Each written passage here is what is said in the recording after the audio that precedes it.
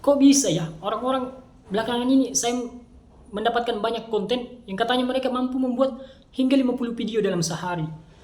Ya mungkin, dan memang kedengarannya seperti menggiurkan keuntungan yang mereka dapatkan. Tapi perlu kita memperhatikan beberapa hal terkait konsep rezeki, bahwa memang kita diperintahkan oleh Allah Subhanahu wa taala untuk mencari rezeki itu dengan usaha semampu kita, di semaksimal sesuai dengan kemampuan kita. Jadi kita berusaha, kemudian berdoa kepada Allah dan bertawakal kepada Allah Subhanahu wa taala. Tapi kalau kita membuat video dalam sehari 50, sedangkan kami saja menggunakan 10, itu sudah sangat kesulitan. Jadi kadang kita harus meluangkan waktu kita juga untuk hal yang lain.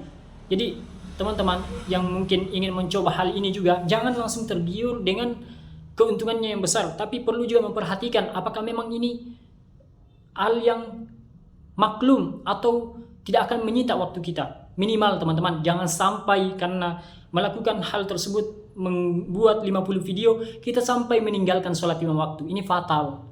Ya, jadi seorang muslim itu jangan sampai sekali-kali meninggalkan 5 waktu, dan usahakan tepat waktu. Jangan kita, kalau bisa dilakukan di masjid, terutama bagi laki-laki. Jangan kita meninggalkan. Bahkan sebagai seorang muslim, kita diperintahkan ibadah, bukan hanya sekedar beribadah, tapi kita juga diperintahkan untuk mempelajari bagaimana tata cara sholat yang benar, bagaimana melakukan ibadah yang benar. Jadi ini sudah memakan waktu. Jadi ini sudah memakan waktu. Dan kalau kami sendiri 10 video itu sudah sangat banyak dalam sehari, dan kadang kita harus meluangkan waktu untuk murajaah, untuk belajar, ya, untuk mengajar juga. Dan kalau kita mau sampai membuat 50 video, artinya ada waktu yang dikorbankan. Dan Allah juga Rasulnya memerintahkan kita untuk menggunakan waktu di malam hari beristirahat.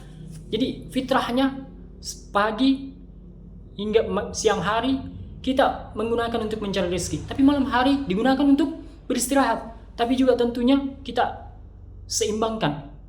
Jangan sampai kita mengejar dunia berlebihan.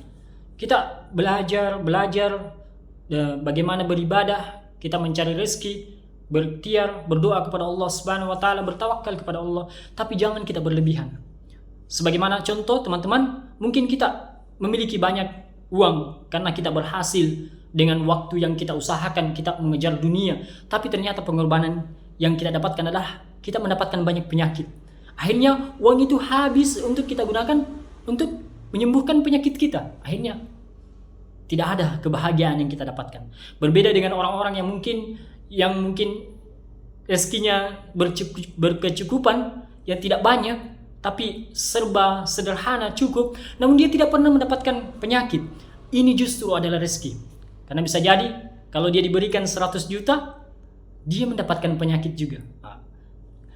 Tentu ini bukan sebuah pilihan, tapi perlu kita memahami konsep rezeki, bahwa Allah sudah menjamin rezeki kita. Intinya kita berusaha, berdoa, bertawakal. Intinya jangan meninggalkan ibadah-ibadah kita. Jangan kita berlebihan. Tapi kalau memang teman-teman mampu membuat video 50 video, tapi sholat 5 waktu tetap jalan, belajar tentang Islam tetap jalan, dan murojaah hafalan tetap jalan, tidak ada masalah.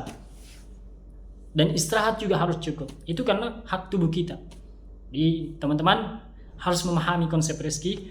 Jadi kita tidak tahu rezeki kita dari mana yang terbaik. Kita juga tidak tahu bagaimana rezeki yang Allah tetapkan untuk kita.